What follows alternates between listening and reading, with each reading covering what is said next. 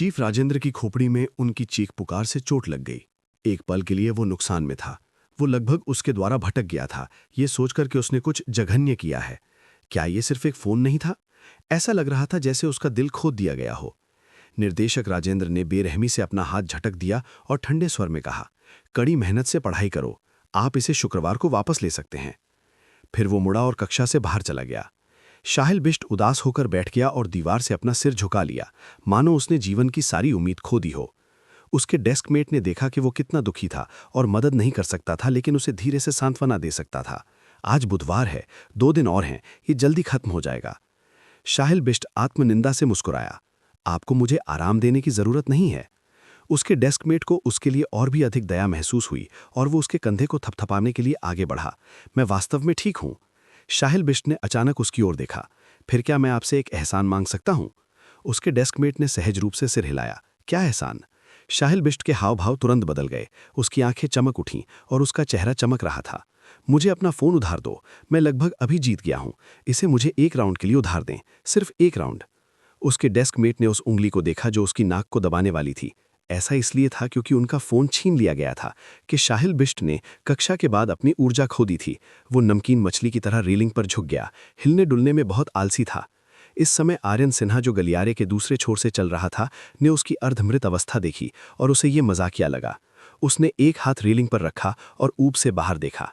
कुछ देर खड़े रहने के बाद उसने एक परिचित व्यक्ति को चलते देखा। आर्यन सिन्हा ने यह सुनिश्चित करने के लिए अपनी आंखें मींच लीं कि वो गलत नहीं था। ये राहुल राठौड़ थे। हालांकि उनके बगल में एक लंबे बालों वाली लड़की थी। वो उसे नहीं जानता था, लेकिन उसके चेहरे की तरफ से वो काफी प्यारी लग रही थी। वो हाथों में स्नैक्स पकड़े हुए थी और खुशी से मुस्कुरा रही थी। राहुल राठौड़ के हाव भाव भी सौम्य थे। वो नहीं जानता था कि लड़की ने क्या कहा, लेकिन वो मुस्कुराया और लड़की के सिर को प्यार से थपथपाया। इतना अंतरंग। आर्यन सिन्हा ने अपनी भौहें ऊपर उठाईं। उसे अचानक थोड़ा अजीब लगा। वो लड़की तरुण मित्तल नहीं थी। राहुल राठौड़, तुम बहुत चंचल हो। जब स्कूल की घंटी बजी तो सभी छात्र कैफेटेरिया की ओर दौड़ पड़े। ये जीवंत और शोरगुल वाला था। दिन की आखिरी कक्षा गणित थी, जो 5 मिनट तक चली। आमतौर पर आधे मिनट में बहुत बड़ा अंतर होता था। 5 मिनट कम लग रहे थे, लेकिन वास्तव में ये घातक था।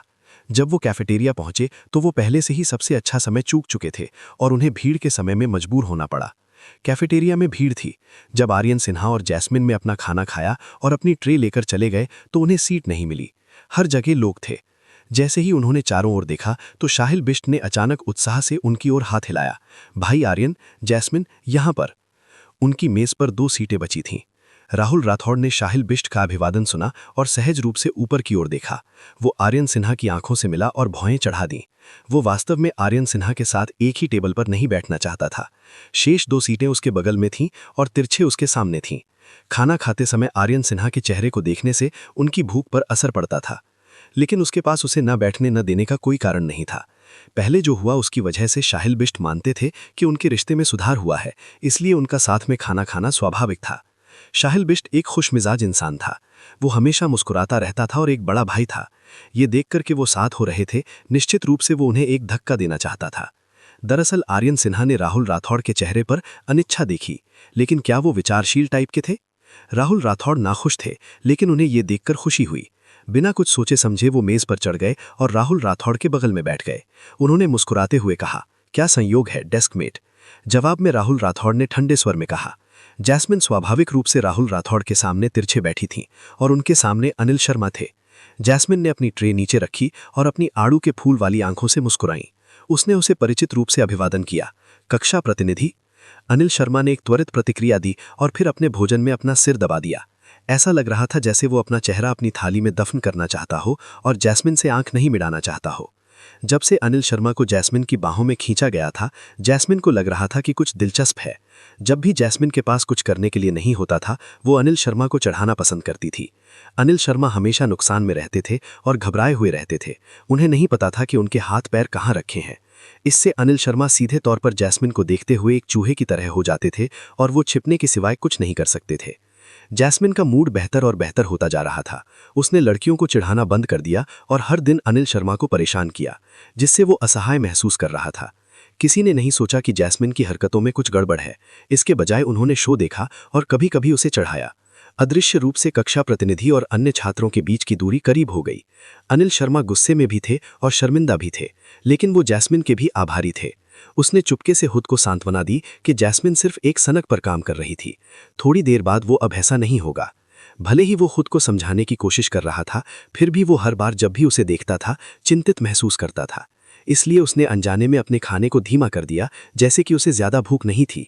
ये देखकर शाहिल बिष्ट ने लापरवाही से पूछा, अनिल शर्मा, तुम्हें क्या हुआ है? खाने के लिए अभी भी बहुत सारा मांस है।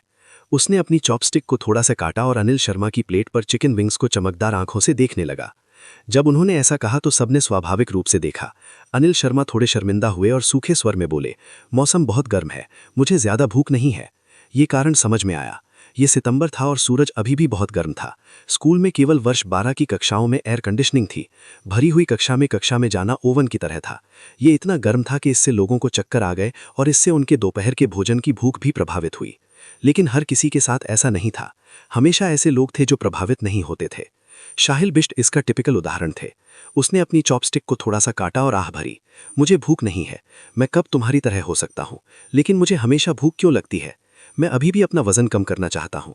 अगर मेरा वजन कम हो जाता है तो मैं बड़े कंधे, संकड़ी कमर और लंबी टांगे चाहता हूँ। उसने चिंता से एक बड़ा बुलावा रावल चावल खाया और अनिल शर्मा के कटोरे से चिकन विंग उठा लिया। उसने उसे चाव से खाया। इसे बर्बाद मत करो, मैं तुम्हारी मदद करूंगा। अनिल शर्मा और अन्य सभी।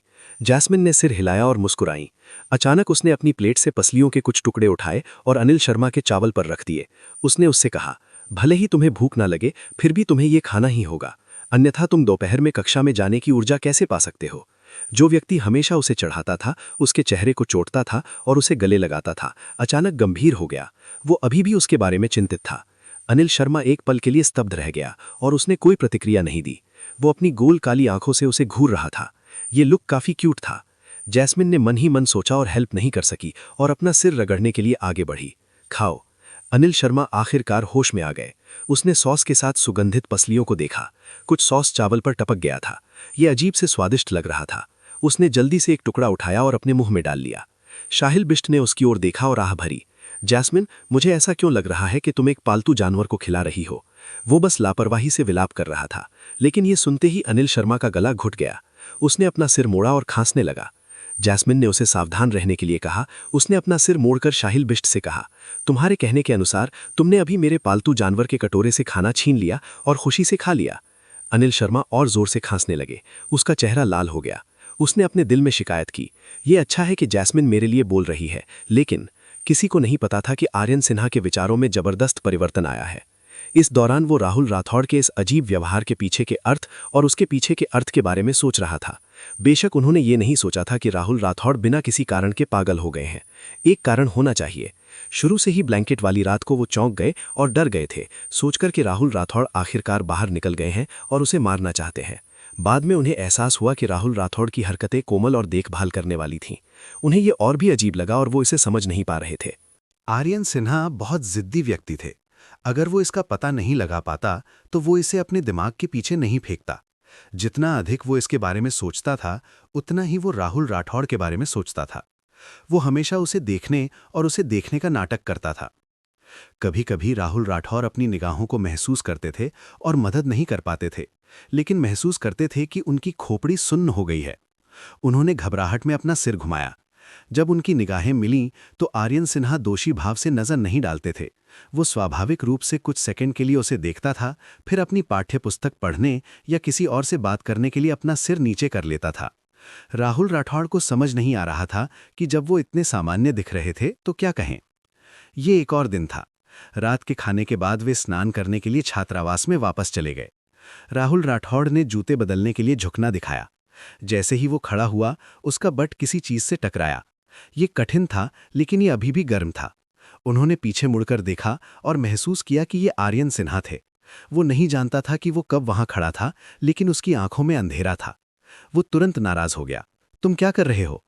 आर्यन सिन्हा ने जल्दी से अपनी सामान्य कष्टप्रद मुस्कान को पुनः प्राप्त कर लिया और अपनी आंखें उस पर घुमाई। मैं और क्या कर सकता हूं? मैं अपने जूते बदलने की प्रतीक्षा कर रहा हूं। तुम मेरा रास्ता रोक रहे हो। राहुल राठौर ने परिचित बुरा लहजा सुना, लेकिन उन्हें राहत मिली। जब वो गलती से आर्यन सिन्हा से टकरा गए थे तो वो और आर्यन सिन्हा एक साथ फंस गए थे।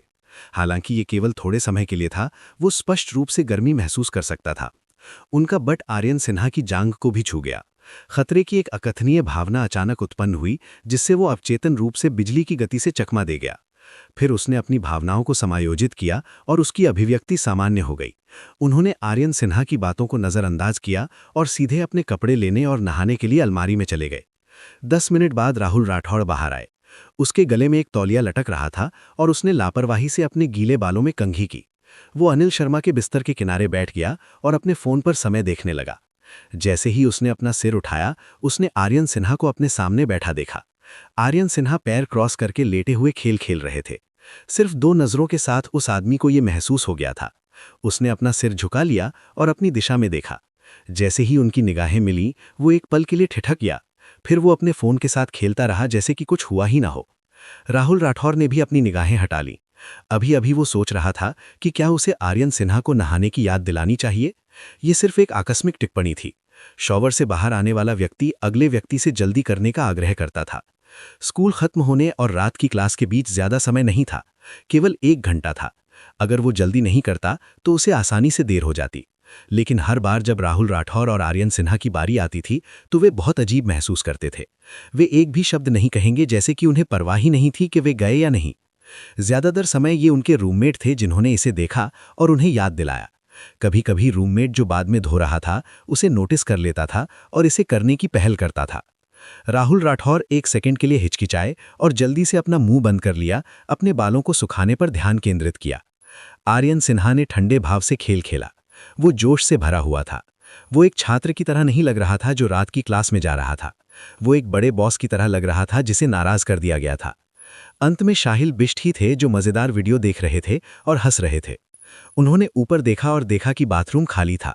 उन्होंने कहा, भाई आर्यन, आप नहा क्यों नहीं रहे हैं? आपको देर होने वाली है। आर्यन सिन्हा ने लापरवाही से जवाब दिया और कुछ देर और खेला।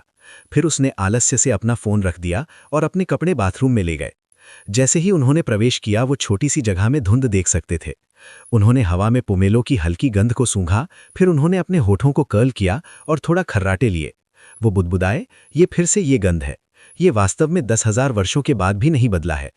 राहुल राठौर के स्वाद की शिकायत करने के बाद उन्होंने फुर्ती से अपने कपड़े उतारे और शॉवर हेड के नीचे खड़े हो गए। उन्होंने पानी की छोटी सी धारा को अपने शरीर पर छींटे लगवाए और दिन की चिपचिपाहट को धो डाला।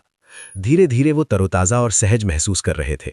जब वो पूरी तरह से भीग गए तो पानी की बूंदें उनकी दृढ़ त्वचा से नीचे फिसल गईं। उन्होंने अपने चेहरे से पानी पोंछा और अपनी आंखें बंद कर लीं। उन्होंने शॉवर हेड को बंद कर दिया और एक तौलिए के लिए पहुंचे। केवल ये पता चला कि उन्होंने कुछ भी नहीं पकड़ा। वो तौलिए के बारे में भूल गए थे। आर्यन सिन्हा ने भौहें चढ़ाईं। उन्होंने बेसिन में गंदे कपड़ों को देखा जो पसीने से लथपथ थे। फिर उन्होंने रैक पर साफ स्कूल की वर्दी को देखा। उन्होंने अपना सिर दरवाजे की ओर घुमाया और चिल्लाए, क्या बाहर कोई है? तौलिया लेने में मेरी मदद करो। छात्रावास में राहुल राठौड़, जो अपना सिर नीचे किए अपने फोन के साथ खेल रहे थे, ने धीमी आवाज सुनी। उन्होंने ऊपर देखा और अवचेतन रूप से किसी और को जाने के लिए कहना चाहता था, लेकिन फिर उन्हें अचानक याद आया कि वो केवल एकमात्र बचा हुआ था। अनिल शर्मा पढ़ाई के लिए क्लास में जल्दी चले गए थे। शाहिल बिष्ट स्नैक बार में गए थे। अब वास्तव में उनके अलावा कोई अन्य विकल्प नहीं था। क्या उसे नहीं सुनने और चुपचाप दूर जाने का नाटक करना चाहिए? राहुल राठौर ने भौरी चढ़ाई। बाथरूम में आर्यन सिन्हा चिल्लाते रहे, क्या बाहर कोई है? नीली पट्टी वाला। 2 बार चिल्लाने और कोई प्रतिक्रिया नहीं मिलने पर उसे लगा कि बाहर कोई नहीं है और उसने खुद से कहा, इसे भूल जाओ, मैं बस बाहर निकल जाऊंगा। राहुल राठौर के सिर में खतरे की घंटी बजी और वो बाहर गया। शुक्रवार को स्कूल के बाद आखिरी क्लास खत्म हो गई थी। छात्रों ने उत्साह से अपने बैग पैक किए और एक के बाद एक स्कूल के गेट की ओर चले गए। इस समय प्रथम और द्वितीय वर्ष के छात्र ही घर जा सकते थे। तृतीय वर्ष के छात्र कॉलेज प्रवेश परीक्षा की तैयारी कर रहे थे और उन्हें सप्ताह में स्कूल जाना था। उन्हें महीने में केवल 2 दिन की छुट्टी मिलती थी। एक सहपाठी ने आह भरी, अगले साल हमारी बारी होगी, कितना दुखद है। दूसरे सहपाठी ने चहकाहट के साथ कहा, डरने की क्या बात है, हम पहले और दूसरे वर्ष के साथ ही बाहर निकल सकते हैं। जब तक हम बहादुर हैं, हम हर दिन स्कूल कर सकते हैं। नीचे जाते हुए वे सभी हंसे और बातें करने लगे। इस हाई स्कूल में ज्यादातर छात्र शहर के थे। ये घर से ज्यादा दूर नहीं था, इसलिए उन्होंने स्कूल आने जाने के लिए बाइक की सवारी करना चुना। ये सुविधाजनक और ठंडा था। घनिष्ठ मित्रों के एक समूह ने एक शांत और मुक्त काफिला बनाया। उनकी स्कूल यूनिफॉर्म हवा में लहरा रही थी और वे समय समय पर अपने आसपास के लोगों के साथ मजाक करते थे। ये सड़क पर एक आंख पकड़ने वाला दृश्य बन गया। वे युवा ऊर्जा और उच्च भावनाओं से भरे हुए थे। जिन लोगों ने उन्हें देखा वे आह भरने के सिवाय कुछ नहीं कर सकते थे। वे इसी तरह हंसते और खेलते थे। स्कूल के गेट से बाहर आकर राहुल राठौर हवा के विपरीत सवार हुए। थोड़ी देर बाद शाहिल बिष्ट तेजी से उसके पास आकर पहुंचा। वो मुस्कुराते हुए बोला, छोटे राठौड़, भाई आर्यन ने ये कपड़े तुम्हारे लिए धोए थे ना? मुझे ईमानदारी से बताओ, तुम दोनों के बीच क्या हुआ? वो तुम्हारे लिए तुम्हारे कपड़े धोने को क्यों तैयार है? उसकी आंखें गॉसिप की प्रकाश से भरी हुई थीं और उसकी ज्ञान की प्यास अत्यधिक प्रबल थी। लेकिन जब राहुल राठौर ने यह सुना तो उसकी प्रतिक्रिया काफी ठंडी थी। वो मुस्कुराया। तुम जानना चाहते हो? शाहिल बिष्ट ने जोर से सिर हिलाया। राहुल राठौर ने कहा, यह आसान है, मुझे उसे पीटने दो और मैं तुम्हें बताऊंगा। जब शाहिल बिष्ट ने धड़कन शब्द सुना तो उसने अपनी गर्दन सुकोड़ ली। क्या भाई आर्यन ने तुम्हें फिर से पेशाब किया? ये शब्द बहुत अच्छे से प्रयोग किया गया था। उसने बिना सोचे समझे ये बात कही। ये स्पष्ट था कि उनके बीच का खराब रिश्ता लोगों के दिलों में गहराई से जड़ें जमा चुका था। राहुल राठौड़ का मूड खराब था और उसने एक सीधा चेहरा रखा था। कहने की जरूरत नहीं है कि 10 में से 9 बार ये आर्यन सिन्हा की वजह से था और इसके विपरीत। राहुल राठौर ने खर्राटे लिए और कोई जवाब नहीं दिया। शाहिल बिष्ट कुछ और कहना चाहते थे, लेकिन अनिल शर्मा, जिन्होंने उन्हें पकड़ लिया, ने हैंडल को हिलाकर आगे के पहिए को नियंत्रित करके उन्हें मारने के लिए चुपचाप उन्हें बोलने से रोक दिया। शाहिल बिष्ट नुकसान में थे। अनिल शर्मा ने अपना सिर झुकाया और राहुल राठौर को समझदार रूप दिया। राहुल राठौड़, तो आप वास्तव में क्या समझे? अनिल शर्मा से अलग होने के बाद जो एक अलग रास्ते पर जा रहे थे, वे सड़क के चारों ओर अपनी साइकिल चलाते थे और चौराहे को पार करते थे। शाहिल बिष्ट ने सुगंध का एक झोंका लिया और अपनी आंखें झपकाईं। उसने अपनी गति तेज कर दी और सड़क के किनारे एक स्टॉल के सामने रुक गया। वो मुड़ा और उस पर हाथ हिलाया। यहाँ ऑक्टोपस गेंदे हैं, क्या आप कुछ चाहते हैं? राहुल राठौड़ के अधीर भाव थोड़े नर्म हो गए, लेकिन उन्होंने कुछ नहीं कहा। वो अपनी बाइक पर सवार हुआ, रुका और बॉस से ऑक्टोपस गेंदों का एक बॉक्स मांगा। बॉस ने आसानी से जवाब दिया और जल्दी से अपने हाथों और पैरों से स्टोव पर मीट बॉल को फ्लिप किया। उसकी हरकतें कुशल थीं और उसके हाथों में कटार छाया की तरह थे। तले हुए मीट बॉल को उसके द्वारा एक एक करके पोक किया गया था और कार्डबोर्ड बॉक्स में बड़े करीने से व्यवस्थित किया गया था। क्रम में उन्होंने उन पर तेरियाकी सॉस, सलाद ड्रेसिंग, समुद्री शैवाल पाउडर और फूजी फूल डाले। ताजी पकी हुई ऑक्टोपस बॉल सुनहरी और सुगंधित थीं। त्वचा कुरकुरी थी और मांस कोमल था। खाली पेट छात्र लार टपकाए बिना नहीं रह सके। जब बॉस का काम पूरा हो गया तो उसने सोच समझकर 2 कटार मेज पर रख दिए और मुस्कुराते हुए मीट बॉल का एक डिब्बा सौंप दिया। उन्होंने पहले ही QR कोड को स्कैन करके भुगतान कर दिया था। राहुल राठौड़ के एक डिब्बा लेने के बाद वो स्वाभाविक रूप से साइकिल के सहारे झुक गए और उसे हर किसी की तरह खा लिया। अचानक एक बांस की कटार बगल से आई और दिन के उजाले में उसका मीट बॉल छीन लिया। राहुल राठौड़ ने पीछे मुड़कर शाहिल बिष्ट का मुस्कुराता हुआ चेहरा देखा। वो बिल्कुल भी दोषी महसूस नहीं करता था। वो थोड़ा अवाक रह गया। ऐसा नहीं है कि आपके पास अपना नहीं है, दूसरे लोगों के कटोरों में जो अधिक सुगंधित होते हैं, है ना? शाहिल बिष्ट ने अपना अंगूठा बाहर निकाला। बिंगो, क्या आप मेरा प्रयास करना चाहते हैं? उत्साही कार्डबोर्ड बॉक्स का सामना करते हुए राहुल राठौड़ ने अपनी आंखें घुमाईं और बेरहमी से एक को दूर कर दिया। शाहिल बिष्ट रोने लगा। ये मेरा सबसे बड़ा है, मैं इसे पीछे खाना चाहता हूं। राहुल राठौड़ बेशर्मी से हंस पड़े। तब मैं बहुत भाग्यशाली हूं, ये सब एक ही माचे से बना है, आपकी आंखें अद्भुत हैं। शाहिल बिष्ट ने कड़वाहट से कहा, इस पर बहुत सारी समुद्री शैवाल चटनी है। राहुल राठौड़ ने कहा, मैं आपको मुआवजा दूंगा। शाहिल बिष्ट की आंखें चमक उठीं और उन्होंने जोर से सिर हिलाया। जब कटार आ गई तो राहुल राठौड़ ने फुर्ती से उसे चकमा दे दिया और आखिरी मीट बॉल अपने मुंह में भर लिया। शाहिल बिष्ट केवल असहाय होकर देख सकता था कि वो अपने हाथ में खाली बॉक्स को हिलाता है। वो चुप था, लेकिन उसकी अभिव्यक्ति काफी अहंकारी और उत्तेजक थी। शाहिल बिष्ट अवाक रह गया और फूट फूट कर रोने लगा। ऑक्टोपस के गोले खुशी खुशी खाने के बाद वे थोड़ी देर के लिए आगे बढ़े। वे एक सुविधा स्टोर पर गए और आइस्ड कोक के 2 डिब्बे खरीदे। दरवाजे पर खड़े होकर उन्होंने टैब खींचा और पी लिया। चौराहे पर एक लाल और सुनहरी रंग की साइकिल चमकी। ये असामान्य रूप से दिखावटी थी और उनकी दृष्टि के रेखा में भाग गई। शाहिल बिष्ट मूल रूप से इस बात को लेकर आह भर रहे थे कि साइकिल कितनी हैंडसम और महंगी है, लेकिन जब उन्होंने दूसरी नज़र डाली तो उन्होंने पाया कि साइकिल का मालिक बहुत ही जाना पहचाना लग रहा था। भाई आर्यन। सिस्टम ने उन्हें एक और मिशन दिया। जब उसने अपने सिर में मैकेनिकल आवाज सुनी तो राहुल राठौर ने अपने बाल उड़ा दिए थे। उसके आधे गीले बाल अभी भी गंदे थे और वो इसे कंघी करने के लिए बहुत आलसी था, इसलिए उसने इसे रहने दिया। सिस्टम ने कहा, रैंडम मिशन, कृपया आर्यन सिन्हा के साथ 1 घंटे तक बात करें। इस दौरान आप में से कम एक बात कर रहा होगा और अंतराल 10 सेकंड से अधिक नहीं हो सकता। असफलता के लिए सजा, आर्यन सिन्हा को ईमानदारी से भरा उपहार दें। राहुल राठौड़ ने अचानक ये सुना और झुंझलाहट में अपने बालों को पकड़ने से खुद को नहीं रोक सका। मैं उससे क्या बात कर सकता हूं? क्या शपथ मायने रखती है? मैं इसे बिना दोहराए 1 घंटे तक कर सकता हूं। सिस्टम ने कहा, नहीं। एक विराम के बाद उसने गंभीर स्वर में जोड़ा, शपथ लेना अच्छा नहीं है। राहुल राठौड़ ने तिरस्कार में अपनी जीभ क्लिक की। अगर वो शपथ नहीं ले सकता था तो कितनी भावनाएं होंगी अगर वो उन्हें ठीक से व्यक्त नहीं कर सकता। जीवन अपना अर्थ खो देगा। ये देखकर कि उसका मिशन करने का कोई इरादा नहीं था, सिस्टम ने पूछा, क्या आप मिशन छोड़ना चाहते हैं और दंड के चरण में प्रवेश करना चाहते हैं? राहुल राठौड़ का चेहरा अंधकार से छा गया और उन्होंने तुरंत सिर हिला दिया। अपने गंदे बालों के साथ उसने अपना फोन उठाया और क्लास चैट ग्रुप से आर्यन सिन्हा का वीचैट खोदकर उसे एक दोस्त के रूप में जोड़ा। जब वो उसके स्वीकार करने का इंतजार कर रहा था, राहुल राठौड़ ने अपनी ठुड्डी पकड़ी और सोचा कि वो किस बकवास के बारे में बात करेगा। 1 घंटे के बाद चैट इंटरफेस ने आखिरकार दिखाया, मैंने आपका फ्रेंड रिक्वेस्ट स्वीकार कर लिया है, हम अब चैट कर सकते हैं। यह सिर्फ एक आधिकारिक वाक्य था, लेकिन राहुल राठौड़ को लगा कि सिस्टम उन्हें जल्दबाजी कर रहा है।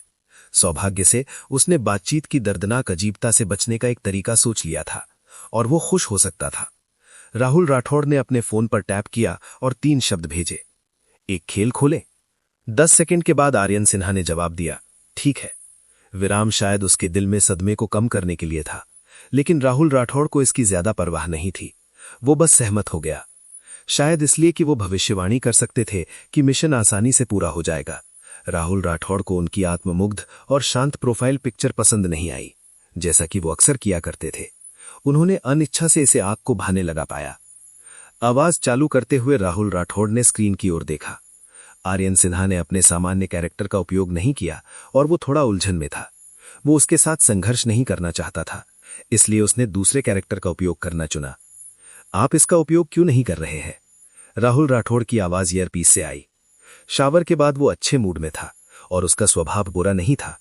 आर्यन सिन्हा ने सुना और अचानक थोड़ा अपरिचित महसूस किया। वो कल्पना भी नहीं कर सकता था कि दूसरा राहुल राठौड़ कैसा दिखता है। ये एक अलग व्यक्ति की तरह लगता था। असल में जब उन्होंने सूचना देखी कि राहुल राठौड़ ने उन्हें दोस्त के रूप में जोड़ने की पहल की है, तो वो पहले ही चौंक गए। वो लापरवाही से जवाब देने से पहले एक पल के लिए रुका। मैं इसका अभ्यास करना चाहता हूं, राहुल राठौड़ ने कहा। यदि आप इसका उपयोग नहीं करेंगे तो मैं इसका उपयोग करूंगा। वो करीबी मुकाबले में अच्छा है। आर्यन सिन्हा, ओह। लड़ाई शुरू होने से पहले वे दोनों बहुत ही शांत और सामंजस्यपूर्ण थे। कोई ये भी कह सकता है कि वे सज्जन थे। हालांकि जब खेल वास्तव में शुरू हुआ तो ऐसा लगा जैसे उन्होंने एक पल में पक्ष बदल लिया हो। FCK, उसे मार दो। तुम वहां किस लिए खड़े हो? क्या तुम मरने का इंतजार कर रहे हो? मुझे ठीक करो, मुझे ठीक करो। जाओ जाओ जाओ, जल्दी से। मदर फकिंग मंद आदि। 2 जीवित विस्फोटक बैरल, हर सेकंड विस्फोट हो रहे थे। न केवल वे खेल में क्रूर थे, बल्कि जब वे अपने सबसे तीव्र थे तो उन्होंने माउस और कीबोर्ड को भी नहीं छोड़ा। राहुल राठौड़ ने गेम खेलते समय 2 कीबोर्ड और 1 माउस तोड़ दिया था। हालांकि आर्यन सिन्हा भी गुस्से में थे, लेकिन राहुल राठौड़ के गुस्से वाली दहाड़ सुनकर वो हंसने से खुद को नहीं रोक सके। क्लाइमैक्स खत्म हो गया था। आर्यन सिन्हा राहुल राठौड़ को चिढ़ाने ही वाले थे कि उनके हेडसेट में एक धीमी और नर्वस आवाज सुनाई दी, इंतजार करो। राहुल राठौड़ के कमरे के दरवाजे पर दस्तक हुई। एक प्यारा सिर पॉप हुआ और धीरे से पूछा, भाई क्या आप गेम खेल रहे हैं? ये उनकी बहन यामिनी थी। उसने हल्के पीले रंग के पशु पैजामे पहन रखे थे। उसने पलकें झपकाईं और अपनी छोटी छोटी आंखों से राहुल राठौड़ की ओर देखा। क्या आप मेरे साथ कुछ राउंड खेलना चाहेंगे? राहुल राठौड़ ने बिना किसी हिचकिचाहट के सिर हिलाया, नहीं। यामिनी ने उसे नाखुशी से देखा। क्यों? राहुल राठौड़ ने कहा, जब आप गेम खेलते हैं तो हमेशा कसम खाते हैं। यामिनी, है ना? आपकी ऐसा कहने की हिम्मत कैसे हुई? राहुल राठौड़ कुछ और कहना चाहते थे, लेकिन सिस्टम ने अचानक उन्हें याद दिलाया, अंतराल 10 सेकंड का है। 3, 2। अपने पिछले सभी प्रयासों को बर्बाद होने से बचाने के लिए राहुल राठौड़ ने जल्दी से हेडसेट में नमस्ते कहा। आर्यन सिन्हा उलझ गए। हाँ? राहुल राठौड़ ने राहत की सांस ली। ठीक है, थोड़ी देर और इंतजार करो। आर्यन सिन्हा इससे अधिक संजीदा नहीं था। क्या आप मुझसे मजाक कर रहे हैं? हेडसेट उसके गले में लटका हुआ था। हालांकि प्रभाव बोलने जितना स्पष्ट नहीं था, फिर भी आर्यन सिन्हा कुछ बातचीत अस्पष्ट रूप से सुन सकता था। राहुल राठौड़ अपनी बहन को गंभीरता से सिखा रहे थे। लड़कियां हमेशा कसम नहीं खा सकती, ये बहुत अशिष्ट है। शायद इसलिए कि वे खेल में टीम साथी थे और उन्होंने कई राउंड जीते थे। इसलिए यहां तक कि आर्यन सिन्हा के बारे में राहुल राठौड़ की धारणा में भी काफी सुधार हो गया था। असंख्य छायादार चश्मों के बीच वो उनमें से कुछ पतली लेयर्स हटाने में कामयाब रहा था और कभी कभी सामान्य रूप से बात कर सकता था। वो एक वाक्य के साथ एक कट्टर दुश्मन से 3 वाक्यों के साथ एक दुश्मन के रूप में चला गया था। ये एक बड़ा सुधार था और ये जश्न मनाने लायक था। हो सकता है कि सिस्टम ने डेटा या कुछ और पता लगा लिया हो, लेकिन उसने तुरंत एक और मिशन जारी कर दिया। रैंडम मिशन, कृपया आर्यन सिन्हा के साथ बाहर जाएं। समय सीमा 24 घंटे। असफलता के लिए सजा, आर्यन सिन्हा के लिए भोजन पकाएं। राहुल राठौर ने कोई खास प्रतिक्रिया नहीं दी। आज रात आर्यन सिन्हा के साथ खेलने के बाद उन्होंने इससे निपटने का एक तरीका निकाला था। हालांकि उन्हें आर्यन सिन्हा पसंद नहीं थे, लेकिन उन्हें यह स्वीकार करना पड़ा कि उनकी गेमिंग स्किल्स खराब नहीं थीं। अगर वे बाहर जाते हैं तो वे दूध की चाय की दुकान ढूंढ सकते हैं और पूरी दोपहर के लिए खेल खेल सकते हैं। इसके बजाय राहुल राठौर सजा सुनकर उपहास किए बिना नहीं रह सके। बावर्ची? ऐसा नहीं था कि राहुल राठौर को खाना बनाना नहीं आता था, लेकिन उन्होंने जो खाना बनाया था वो मानव स्वाद के लिए बहुत उपयुक्त नहीं था। उन्हें आर्यन सिन्हा के लिए खाना बनाने में कोई आपत्ति नहीं थी, लेकिन उन्हें नहीं पता था कि आर्यन सिन्हा इसका स्वाद चखने के लिए जिंदा होंगे या नहीं। ये सजा उसके लिए थी, लेकिन आर्यन सिन्हा के लिए ये ज्यादा थी। अगर राहुल राठौर को एक दिन इसी तरह का मिशन मिलता तो वे किसी दबाव को महसूस नहीं करते। खेल खेलने के बाद राहुल राठौर तरोताज़ा महसूस कर रहे थे। ऑफलाइन होने से पहले उन्होंने आर्यन सिन्हा से कहा था कि वे कल भी जारी रखेंगे। वे नहा धोकर बिस्तर पर चले गए। वे भोर तक सोता रहा, फिर दोपहर तक बिस्तर पर रहा। दोपहर के भोजन के बाद उसने अपनी मां को सूचना दी, जूते में बदल गया और बाहर चला गया। उन्होंने एक साधारण सफेद टी-शर्ट, विंटेज खाकी पतलून और काले स्नीकर्स पहने हुए थे। एक सुंदर युवक के लिए ध्यान आकर्षित करना आसान था। भले ही उसके चेहरे पर अभिव्यक्ति थोड़ी अनियंत्रित थी, लेकिन इसने उसे और भी अधिक जीतने की इच्छा जगाई। जब वे कॉफी शॉप में पहुंचे तो राहुल राठौर ने बैठकर मटका लट्टे का ऑर्डर दिया था। तभी दरवाजे से विंड चाइम की कर्कश आवाज आई। उसने ऊपर देखा और एक लंबा और सीधा आंकड़ा देखा। राहुल राठौर ने अवचेतन रूप से अपने होंठ भींच लिए। उन्हें आर्यन सिन्हा का आउटफिट पसंद नहीं था। ये लगभग उसकी एक सफेद टी-शर्ट और खाकी पैंट जैसा ही था। फर्क सिर्फ इतना था कि आर्यन सिन्हा के पास उनसे एक जिप ज्यादा थी और उनके स्नीकर्स एक आकर्षक, आंख को पकड़ने वाले लाल रंग के थे। पहली नजर में कोई ये सोचेगा कि दोनों एक जोड़े की शर्ट पहनने के लिए सहमत हो गए थे। दुकान के सहायक ने इस बारे में ज्यादा नहीं सोचा, लेकिन जब उसने आर्यन सिन्हा को देखा तो उसने अवचेतन रूप से राहुल राठौर की ओर देखा। दोनों ग्राहक बहुत सुंदर थे और वे लगभग एक ही उम्र के थे। जब उसने उनसे पूछा और पता चला कि वे वास्तव में एक साथ थे, तो दुकान के सहायक को उसे लाने की जरूरत नहीं थी। आर्यन सिन्हा ने राहुल राठौर को भी खिड़की के पास टेबल पर बैठे देखा। बेशक उसने देखा कि उन दोनों ने एक जैसे कपड़े पहने हुए थे, लेकिन ऐसा पहले ही कई बार हो चुका था। धीरे धीरे वो इसके लिए सुन्न हो गया और इसे न देखने का नाटक करने लगा। हालांकि राहुल राठौर के नाखुश अभिव्यक्ति को देखकर वे मदद नहीं कर सकी कि उसे चिढ़ाना चाहती थी। आर्यन सिन्हा बैठ गए और मुस्कुराते हुए बोले, इसे एक संयोग माना जा सकता है ना? वाक्य सामान्य था और मुहावरे में कुछ भी गलत नहीं था, लेकिन अर्थपूर्ण मुस्कान ने राहुल राठौर को एक इंटरनेट मुहावरे की याद दिलाई जो इसके समान था। संयोग से ये एक होमो सीरियल के लिए एक संक्षिप्त नाम था जिसे बहुत लंबे समय से बाहर नहीं कहा गया था। इस बकवास टी फ्रेज के साथ कौन आया था? राहुल राठौर ने अपनी आंखें घुमाई और नाखुशी से कहा, बकवास काट दो, चलो अकेले खेलते हैं। हारने वाला भुगतान करता है। कोई और टीम लड़ाई नहीं। राहुल राठौर ने अपने फोन को देखा और उसे सीधे नजरअंदाज कर दिया। आर्यन सिन्हा ने कंधे उचकाए और खड़े हो गए। यदि आप मुझे नजरअंदाज कर रहे हैं तो मैं जा रहा हूं। जब राहुल राठौर ने यह सुना तो वे पलक झपके आगे बढ़े और उसे पकड़ लिया। उनका रिएक्शन इतना तेज था कि वे भी दंग रह गए। उन्हें लगा कि वे मिशन के लिए ऐसा कर रहे हैं, लेकिन वास्तव में वे ये भी जानते थे कि ये एक बहाना था। वे आर्यन सिन्हा के साथ खेलने का इंतजार नहीं कर सकते थे। शाहिल बिष्ट के गेमिंग स्किल्स थोड़ी खराब थीं और अनिल शर्मा का उल्लेख करने की भी आवश्यकता नहीं थी। एकमात्र व्यक्ति जो उन्हें अकेले या टीम लड़ाई खेलने दे सकता था, वे आर्यन सिन्हा थे। आर्यन सिन्हा ने अपना सिर नीचे किया और अपनी कलाई को देखा जो पकड़ी गई थी। उसकी हरकत उसे रोकने की कोशिश कर रही थी, लेकिन हाथ का मालिक थोड़ा अजीब था। उसने बिना कुछ कहे इसे पकड़ लिया। आर्यन सिन्हा ने चुपके से अपने मुंह के कोने को घुमा लिया। जब उसने फिर से अपना सिर ऊपर उठाया तो उसने ठंडे भाव धारण किए और कहा, तुम क्या कर रहे हो? गलत समझना आसान है, क्या तुम नहीं जानते?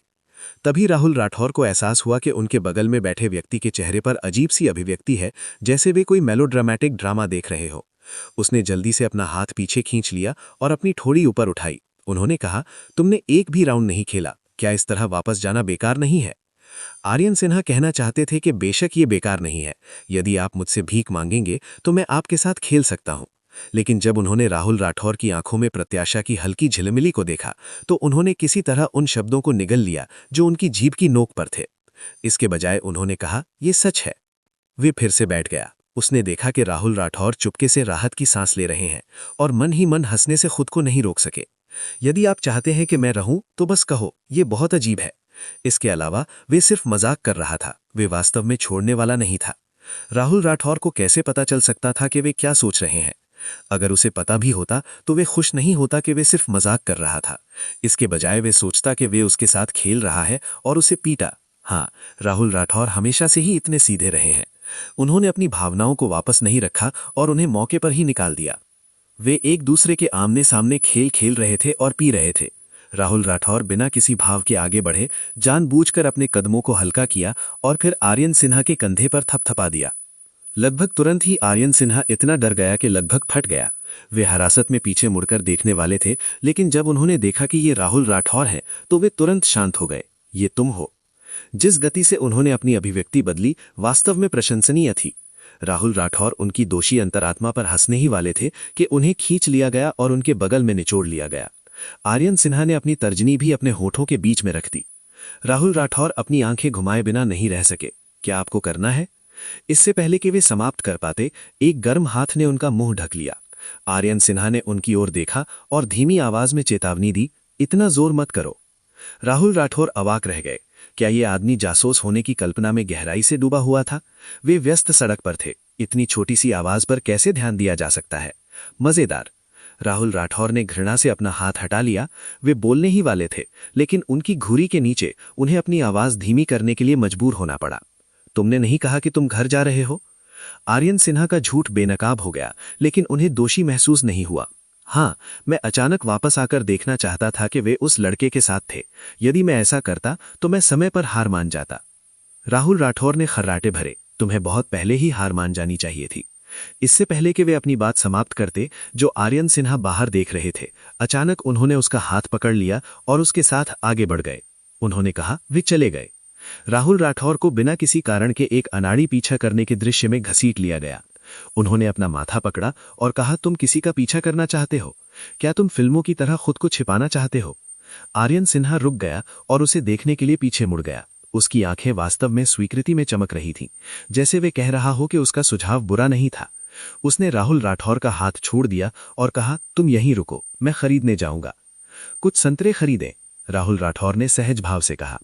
आर्यन सिन्हा एक पल के लिए स्तब्ध रह गए, इससे पहले कि उन्हें चुटकुला याद आया। वे मुस्कुराए, हाँ, अच्छे बनो और पिता के वापस आने का इंतजार करो। यहां तक कि उन्होंने राहुल राठौर के सिर को भी छुआ। हालांकि उसे अगले ही सेकंड थप्पड़ मार दिया गया, लेकिन फिर भी वे एक बूढ़े पिता की तरह मुस्कुराए जो अपने बच्चे पर लाड करता है। राहुल राठौर ने अपने बाल ठीक किए और उसकी ओर घूर कर देखा। आर्यन सिन्हा की नजर में वे और भी अधिक एक बागी टीनेजर लग रहे थे। आर्यन सिन्हा ने अपना सिर हिलाया, महसूस करते हुए कि बच्चा बड़ा हो गया है और अब उसे नियंत्रित नहीं किया जा सकता। वे निकटतम कपड़े की दुकान में चला गया। राहुल राठौर सड़क के किनारे खड़े रह गए और अपने सामने से तिरछे जोड़े को देख रहे थे। तरुण मित्तल ने नीली और सफेद स्कूल यूनिफॉर्म नहीं पहनी थी क्योंकि वे स्कूल के बाहर थे, लेकिन उन्होंने वे सफेद पोशाक नहीं पहनी जो हर किसी को लगता था कि एक सज्जन लड़की भी पहनती है। इसके बजाय उन्होंने काले चमड़े की स्कर्ट के साथ डेनिम वेस्ट पहनी हुई थी। वे सेक्सी और सुंदर लग रही थी, और यदि कोई करीब से देखता तो वे लड़के से भी अधिक आक्रामक थी। उनमें से कोई भी वैसा नहीं था जैसा वे दिखाई देते थे। हालांकि अज्ञात लड़का लंबा और मजबूत था, लेकिन तरुण मित्तल का सामना करते समय वे हमेशा घबराया हुआ और अनाड़ी रहता था। वे उसे करीब से देखता और उसकी बात बहुत ध्यान से सुनता। उसका शरीर अनजाने में आगे की ओर झुक गया, उसके करीब आना चाहता था। दोनों के हाथ में अलग अलग फ्लेवर की आइसक्रीम थी। तरुण मित्तल नहीं जानता था कि उसने उससे क्या कहा, लेकिन वे शर्मा गया और तरुण मित्तल द्वारा दी गई आइसक्रीम को देखा। अंत में उसके पास झुकने और तरुण मित्तल के साथ अपने हाथ में आइसक्रीम का आदान प्रदान करने के अलावा कोई विकल्प नहीं था। उसने उसे कसकर पकड़ लिया जब तक कि तरुण मित्तल उसे देखकर मुस्कुराने की हिम्मत नहीं कर रहे थे। तब उसने उसे सावधानी से चाटा, जैसे कोई सतर्क किटन पहली बार दूध पीने की कोशिश कर रहा हो। एक लंबे आदमी के लिए इस तरह के रूपक का उपयोग करना उचित नहीं था, जो 1.8 मीटर से अधिक लंबा था। लेकिन तरुण मित्तल के चारों ओर उसकी आभा इतनी कोमल और हानि रहित थी। उनका पूरी तरह से नेतृत्व तरुण मित्तल ने किया। राहुल राठौड़ को उम्मीद नहीं थी कि वे इस तरह से घुल मिल जाएंगे। बड़ी बहन तरुण मित्तल और एक छोटा पिल्ला। जब वो सोच में खोया हुआ था, आर्यन सिन्हा वापस आया और उसके कंधे को धक्का दिया। उन्होंने रहस्यमयी तरीके से धूप का चश्मा और एक काली बेसबॉल टोपी भी सौंपी। राहुल राठौड़ के हाव भाव जटिल थे। अपनी बहुत ही दमनकारी और उम्मीद भरी निगाहों के तहत उसने उन्हें ले लिया और एक अनाड़ी भेष पहन लिया। टोपी के किनारे को नीचे दबाया गया था, जिससे उसके चेहरे का एक छोटा सा हिस्सा ढक गया था। उन्होंने धूप का चश्मा लगाया, जिससे थोड़ी दबंगई बढ़ गई और आंख को पकड़ने वाला था। पहली नज़र में वो एक स्ट्रीट स्टार की तरह लग रहा था। राहुल राठौड़ ने अपने सिर पर लाल बेसबॉल टोपी को देखा और समझ नहीं पा रहा था कि क्या कहना है। क्या आप वाकई खुद को छिपाने के लिए अपनी उपस्थिति कम कर रहे हैं? मुझे ऐसा क्यों लगता है कि आप शांत होने का नाटक कर रहे हैं। आर्यन सिन्हा को लगता था कि वो बहुत विश्वसनीय है। उसने अपनी मुट्ठी अपने होठों पर रखी और खांसने का नाटक किया। उसने पूछा, तुमने अभी क्या देखा? राहुल राठौड़ जवाब नहीं देना चाहते थे। अगले ही पल टोपी का किनारा खटखटाया गया। आर्यन सिन्हा ने कहा, सिर्फ इसलिए कि मैंने तुम्हारे लिए संतरे नहीं खरीदे तो मुझसे बात नहीं करना चाहते? मुझे बताओ, मैं इसे बाद में आपके लिए खरीदूंगा। राहुल राठौड़ ने सोचा भी नहीं और एक मुक्का फेंका। दुर्भाग्य से पापा सिन्हा, जिन्हें इसकी उम्मीद थी, ने जल्दी से इसे पकड़ लिया और उन्हें एक आश्वस्त रूप दिया। राहुल राठौड़ ने उसकी ओर घूर कर देखा। क्या तुम फिर से ऐसा कहने की हिम्मत करते हो? आर्यन सिन्हा ने निर्णायक रूप से कहा, नहीं। राहुल राठौड़, उनकी बात बंद हो गई। तो मैं तुमसे विनती कर रहा हूं, मुझे जल्दी बताओ। राहुल राठौड़, उसने ऐसा बेशरम व्यक्ति कभी नहीं देखा था। सफेद बिल्ली आर्यन सिन्हा के पास से गुजरने के लिए हुई। उसने सीधे आगे देखा और सुरुचिपूर्ण और गरिमापूर्ण कदमों के साथ आगे बढ़ी। आर्यन सिन्हा बहुत उत्सुक थे और उन्हें छूने के लिए आगे बढ़े।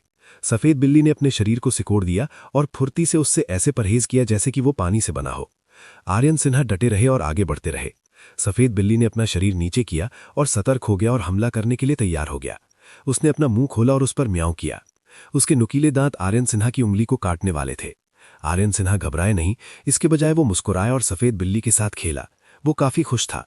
राहुल राठौड़ ने असहाय होकर देखा, फिर सड़क के उस पार देखा और पूछा, वे चले गए, क्या आप अभी भी अनुसरण करते हैं? आर्यन सिन्हा ने बिल्ली की ओर इशारा किया। वो अपने पंजे तक पहुंचा और खरोचना चाहता था। वो बिल्ली के साथ खेला और अनुपस्थित रूप से कहा, मैं अनुसरण नहीं कर रहा हूं।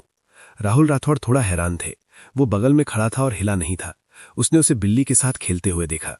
कुछ बार इसके साथ खेलने के बाद बिल्ली ने इसे नहीं पकड़ा। ऐसा लग रहा था कि ये ऊब गया है और जाने के लिए घूम गया। आर्यन सिन्हा केवल कंधे उचका के खड़े रह सकते थे। उसने अपने हाथ अपने सिर के पीछे रखे और निष्कर्ष निकाला, चलो घर चलते हैं। वास्तव में राहुल राठौड़ को संदेह था। उसे सिर्फ एक बार धोखा दिया गया था, अतः वो इतनी जल्दी इस पर विश्वास नहीं करेगा। आर्यन सिन्हा ने अपनी छोटी आंखों से मिलाया और मुस्कुराते हुए अपना कंधा उसके चारों ओर रखा। हम वास्तव में वापस जा रहे हैं, चलो। पिताजी अब आपके लिए संतरे खरीदेंगे, नाराज मत हो। राहुल राठौड़ के माथे की नसें उभर आईं। उसने अपना कंधा हिलाया और अपना हाथ हिलाना चाहा, लेकिन आर्यन सिन्हा ने तुरंत अपनी पकड़ मजबूत कर ली। ऐसा लग रहा था जैसे वो अपने कंधे के पीछे मजबूती से चिपका हुआ है, उसे हिलने नहीं दे रहा है। राहुल राठौड़ ने इसे कई बार हिलाया, लेकिन ये काम नहीं आया। उसे परेशान नहीं हो सका और पूछा, तुम क्या करने की योजना बना रहे हो? छोड़ दो। क्या तुम दुखी हो?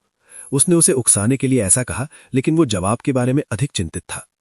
वो आर्यन सिन्हा की बाह को अपने कंधे पर अकड़ते हुए महसूस कर सकता था।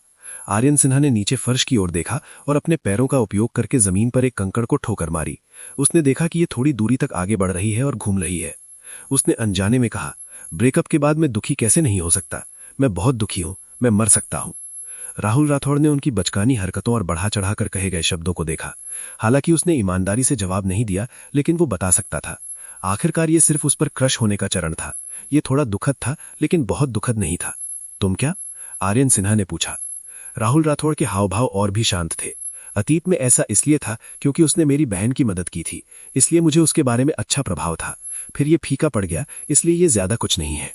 आर्यन सिन्हा ने अपनी आंखें घुमाई और मुस्कुराते हुए नाराज होकर कहा, तो तुम हमेशा मुझे क्यों निशाना बनाते हो? राहुल राठौड़ ने बेरहमी से खर्राटे लिए। मुझे तुम पसंद नहीं हो। आर्यन सिन्हा ने आह भरी, ये बहुत ज्यादा है। अगर ये तुम्हारे लिए नहीं होता तो मैं कब का तरुण मित्तल के साथ मिल गया होता। राहुल राठौड़ ने दृढ़ता से नकारते हुए कहा, असंभव, तुम दोनों बिल्कुल अलग हो। ये एक सुंदरता और एक जंगली जानवर की तरह है। जंगली जानवर? आर्यन सिन्हा अपनी सुंदरता के लिए आलोचना किए जाने से बहुत नाराज थे। उसने जोर से अपना चेहरा उसके सामने धकेल दिया जिससे वो अच्छी तरह से देख सके। क्या मैं एक जंगली जानवर की तरह लगता हूं? राहुल राठौड़ ने उस चेहरे को थप्पड़ मारा जो लगभग उसकी नाक को छू रहा था और ठंडे स्वर में समझाया, ये तुम्हारा रूप नहीं है। मेरा मतलब है कि तुम दोनों एक ही दुनिया से नहीं हो। वो एक अच्छा छात्र है, लेकिन तुम एक आलसी हो जो धूम्रपान करता है और लड़ता है। कोई तुल्य नहीं है। आर्यन सिन्हा ने अपने होंठ बिचकाए। जाहिर है कि वो उससे सहमत नहीं था। उसने लापरवाही से कहा, यह कहने के लिए धन्यवाद कि मैं सुंदर हूं। वो एक पल के लिए रुका और अचानक उसे कुछ याद आया। उसने अपनी ठुड्डी राहुल राठौड़ के कंधे पर रखी और उसे घूर कर देखा। तुम्हारे कहे अनुसार तुम्हें लगता है कि मैं इतनी अच्छी लड़की के लायक नहीं हूं। तुम मेरे जैसे ही हो। वास्तव में तुम सिर्फ ये अपने लिए कह रहे हो। तुम्हें थोड़ा हीन महसूस होता है, हाँ? राहुल राठौड़ का हाथ जो उसे दूर फेंकने वाला था हवा में ही रुक गया। उसने अविश्वास से उसकी ओर देखा। मुझे हीन महसूस होता है? क्या तुमने अभी अपना सिर मारा है? आर्यन सिन्हा ने सीधे तौर पर उसके इनकार को नजरअंदाज किया। उसने अपने रोएंदार हाथ को छूने के लिए अपना हाथ उठाया और मुस्कुराकर सहलाते हुए कहा, दुखी मत हो। पिताजी की नजर में तुम एक अच्छे इंसान हो। यद्यपि तुम्हारा स्वभाव बुरा है और तुम हमेशा मेरे बारे में बुरी बातें कहते हो, लेकिन तुम फिर भी कुछ मायनों में प्यारे हो। अगर मैं तरुण मित्तल होता तो मैं निश्चित रूप से तुम्हें चुनता। तुम्हें आश्वस्त होना चाहिए। समुद्र में बहुत सी मछलियां हैं, है ना? राहुल राठौड़ गुस्से से लाल हो गए। उसने आर्यन सिन्हा को जबरदस्ती धक्का देकर दूर कर दिया, लेकिन आर्यन सिन्हा एक लोच की तरह था। वो फिसल गया और दूसरी तरफ चला गया। उसने फिर से अपना हाथ झुकाया और चिढ़ाते हुए कहा, तुम अच्छे दिखते हो। चौड़े कंधे, संकीर्ण कमर, लंबे पैर और एक ढाढ़सी बट। तुम्हें वास्तव में हीन महसूस करने की जरूरत नहीं है। ये कहते ही उसने उसके नितंबों की ओर देखा। राहुल राठौड़ तुरंत फट गए। तुम क्या देख रहे हो? आर्यन सिन्हा हंस पड़े। तुम शर्मा क्यों रहे हो? मैंने अभी तक इसे छुआ नहीं है। शर्माओ मत, मुआ। राहुल राठौड़ गुस्से में था। बिना सोचे समझे उसने उसे मुक्का फेंका। जैसा कि उसे उम्मीद थी, उसका मुक्का ब्लॉक हो गया। उसने मुड़ने का मौका लिया और तुरंत आर्यन सिन्हा के पीछे झपटा। उसने आर्यन सिन्हा के गले में अपना मजबूत हाथ डाला। थोड़े से बल से वो दृढ़ता से उसका गला घोंट सकता था। उसने अपनी आवाज धीमी की और उसके कान में धमकी दी, बात करते रहो। आर्यन सिन्हा का गुस्से से भरा ठंडा स्वर उसके कान में था। अपनी गर्दन को दबाने से वो सांस नहीं ले पा रहा था। आर्यन सिन्हा को चिढ़ाने की हिम्मत कैसे हुई? उसने तुरंत चतुराई से दया की भीख मांगी। मैं बात करना बंद कर दूंगा। मैं सिर्फ मजाक कर रहा था। तुम शर्मा नहीं रहे हो। तुम सबसे मर्दाना हो। राहुल राठौड़ ने खर्राटे लिए। उसने अभी तक ज्यादा बल प्रयोग नहीं किया था। सोमवार को झंडा फहराने के बाद ये पहले की तरह ही वर्क का था। राहुल राठौड़ कक्षा में खड़े होकर हवा में लहलाते लाल झंडे को देख रहे थे। फ्लैगपोल के नीचे कक्षा प्रतिनिधि भाषण देने के लिए मंच पर गया। उसकी आवाज तेज और शक्तिशाली थी, जो पूरी कक्षा में गूंज रही थी। अचानक उसे डेस्कमेट मिशन के लिए सजा याद आ गई। अगर उसे वास्तव में ऊपर जाने और उस वाक्य को चिल्लाने के लिए मजबूर किया गया था, तो ये निश्चित रूप से लंबे समय तक पूरे स्कूल में चर्चा का विषय होगा। ये मूर्खतापूर्ण प्रणाली बहुत अविश्वसनीय थी। क्या ये वास्तव में चाहता था कि वे दोस्त बने? जाहिर है, ये चाहता था कि वे शर्मिंदगी में एक दूसरे से टूट जाएं। अगर कोई दौड़कर उसके पास आया और उस वाक्य को चिल्लाया, तो वो निश्चित रूप से सोचेगा कि वो व्यक्ति उसके साथ खिलवाड़ कर रहा है। इसके बाद वो उस व्यक्ति को सबक सिखाने के लिए किसी को ढूंढ लेगा। कक्षा के बाद शिक्षक ने होमवर्क को पोडियम पर रखा और छात्रों को इसे स्वयं लेने दिया। इसके बाद वो कक्षा से बाहर चला गया। जब राहुल राठौड़ अपना हाथ लेने के लिए पोडियम पर गए, तो उन्हें एहसास हुआ कि उनके नीचे वाला आर्यन सिन्हा का था। वो आसानी से इसे ले लिया और आर्यन सिन्हा की मेज पर फेंकते हुए अपनी सीट पर लौट आया। नाश्ता कर रहे आर्यन सिन्हा ने इसे देखा और धन्यवाद के लिए बुदबुदाया। राहुल राठौड़ ने इसे नजरअंदाज कर दिया और अपना होमवर्क करने के लिए अपना सिर नीचे कर लिया। हालांकि खिड़की से चमकती सूरज की रोशनी थोड़ी चकाचौंध करने वाली थी। उसने तिरछी नजर डाली और पर्दे खींचने के लिए चला गया, जिससे उसकी मेज पर उज्ज्वल स्थान अवरुद्ध हो गया।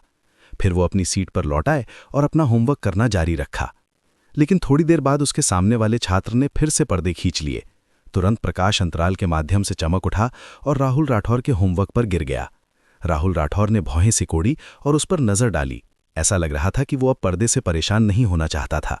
उसने अपनी दिशा बदली और सूरज की रोशनी को रोकने के लिए एक किताब को किनारे पर ले गया। स्ट्रॉ से दूध पी रहे आर्यन सिन्हा को सब कुछ साफ नजर आ रहा था। उसके लंबे पैर उसकी कुर्सी के नीचे बार पर टिके हुए थे और उसने जोर से चूसा। दूध खाली था, जिससे गड़गड़ाहट की आवाज आ रही थी। वो खड़ा हुआ और कक्षा की अंतिम पंक्ति में चला गया। उसने अपना हाथ उठाया और उसे घुमाया। दूध के कार्टन ने हवा में एक चाप खींचा और कूड़ेदान में सटीक रूप से तोड़ दिया। आर्यन सिन्हा ने संतोष में सीटी बजाई। फिर वो खिड़की के पास गया और पर्दे खींच लिए। वो तुरंत नहीं गया, इसके बजाय उसने अपने सामने उस छात्र को बुलाया जो फिर से पर्दे खींचने की कोशिश कर रहा था। उसने इशारा किया, सामने वाले को खींचो, क्या तुम देख नहीं सकते कि यहाँ कोई और कवर नहीं है? छात्र ने अपने सामने पर्दे के कपड़े को देखा। ये स्तरित था और अभी भी बहुत जगह थी, लेकिन उसने पीछे के हिस्से को खींच लिया।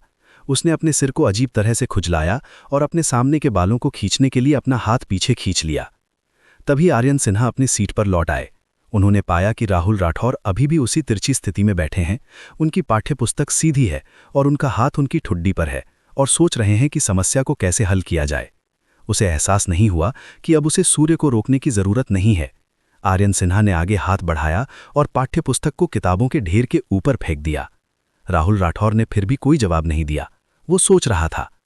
आर्यन सिन्हा ने अपने होठों को भींचकर कुर्सी पर बैठ गया, उसे अनदेखा कर दिया। जब राहुल राठौर समस्या से निपट गए और अपने हाथ में कलम को लेकर खेल रहे थे तो उन्होंने आर्यन सिन्हा के हाव भाव में कुछ गड़बड़ देखी। वो एक सेकंड के लिए हैरान रह गया और फिर अगली समस्या पर चला गया। एक निश्चित व्यक्ति जिसने नखरे फेंके लेकिन उसे अनदेखा कर दिया गया। घंटी बजी और भौतिकी के शिक्षक अंदर आ गए। राहुल राठौर अपनी भौहें चढ़ाए बिना नहीं रह सके।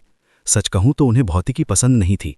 ऐसा लग रहा था मानो वो उसका विरोध करने के लिए पैदा हुआ हो। वो इसे समझ नहीं सकता था, चाहे उसने कितनी भी कोशिश की हो। जब भी वो भौतिकी की पाठ्यपुस्तक देखता था वो रोना चाहता था। एक बार एक कक्षा थी जहां एक छात्र पढ़ने के लिए पाठ्यपुस्तक के पीछे एक कॉमिक बुक छिपाता था। शिक्षक आगे बढ़े और कॉमिक बुक को पकड़ लिया और उसे जब्त कर लिया। इसका कारण ये था कि जब वो भौतिकी की पाठ्यपुस्तक देखता था तो वो रोना चाहता था, लेकिन पढ़ते समय वो हंस रहा था। उस समय राहुल राठौर ने सुना और सहमति में सिर हिलाया। एक ऐसा विषय सीखना जिसमें वो अच्छा नहीं था, यातना की तरह लगता था। हर मिनट लंबा लगता था, लेकिन जब वो अपनी आंखें बंद कर लेता था और झपकी लेता था तो समय एक झटके में बीत जाता था और कक्षा समाप्त हो जाती थी। जब शाहिल बिष्ट ने उत्साह से उस पर चिल्लाते हुए कहा कि वे ठंडे पेय खरीदने के लिए कैंटीन जा रहे हैं तो वो एक पल के लिए चौंक गया। उसने अपना सिर झुकाया और थोड़ा जाग गया। पलक झपकते हुए वो खड़ा हुआ और हिल गया, फिर आलस्य से दरवाजे की ओर चला गया। आर्यन सिन्हा अपनी सीट पर बैठा अपनी ठुड्डी हाथ में लिए देख रहा था। उसे ये अजीब लगा और उसने अवचेतन रूप से अपने होठों को कर्ल कर लिया। थोड़ी देर बाद उसने भी मेज पर हाथ रखा और कक्षा से बाहर निकलते हुए गलियारे के फर्श पर कदम रखा। नीचे कैंटीन में राहुल राठौर और शाहिल बिष्ट के हाथों में आइस्ड कोला की बोतल थी। बाहर निकलते समय वे बात कर रहे थे। कैंटीन के कोने पर सीढ़ियों की उड़ान थी।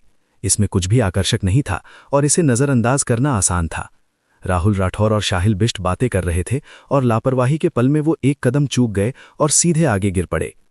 वो अवचेतन रूप से खुद को स्थिर करने के लिए कुछ हथियाना चाहता था, लेकिन वो एक अप्रत्याशित आलिंगन में गिर पड़ा। उसके सिर के ऊपर से एक धीमी मजाकिया हंसी आई। क्या तुमने देखा कि मैं यहां था और जानबूझकर यहां गिर गया?